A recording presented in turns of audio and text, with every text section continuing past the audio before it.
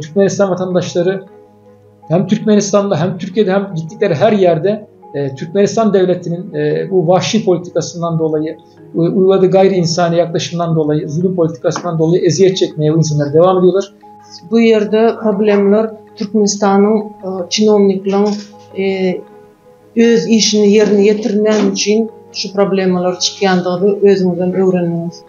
Kıynansaq da Türkmen hükümeti ne öz yurduna ne daşarı yurtta öz Türkmenlere koldaw berenek. Şu sebeple bizim Türkmen rahatlarımız hatta daşarı yurtta en berkisi şu Türkiye'de ağır yağdaya düşen vaxtları az değil.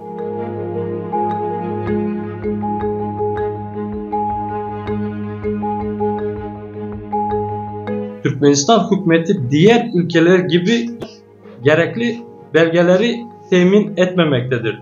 Türkmenler evlerine geri dönmek istemedikleri ve süresi dolmuş pasaportları olduğu için kaçak kalıyorlar ve büyük sorunlarla karşılaşıyorlar.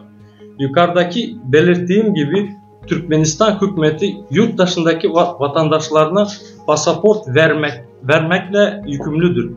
En temel problemimiz burada yurt dışında Türkmenistanlıların pasaportlarının yenilenmemesi ve bundan kaynaklı olarak Türkmenistan vatandaşları sağlıktan doğru düzgün faydalanamıyor.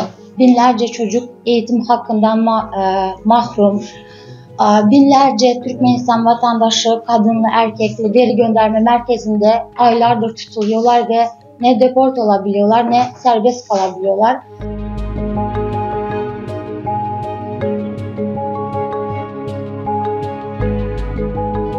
Türkmenistan konsolosluğu tarafından pasaportumuz yenilemediği için benim gibi Türk vatandaşı evli olup hatta birçoğunun resmi nikah olmasına rağmen binlerce kadın mağdur.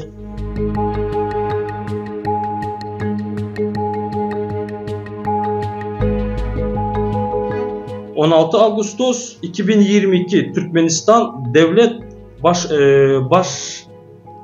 Başkanı Serdar Berdimuhamedov ve yurt dışındaki Türkmenistan halkının yaşadığı sıkıntıları anlatmak, mektubu teslim etmek için konsolosluğa giden kişileri avukat ve Türk insan hakları savunucuları olmasına rağmen konsolosluğu görevlileri tarafından darp edildi.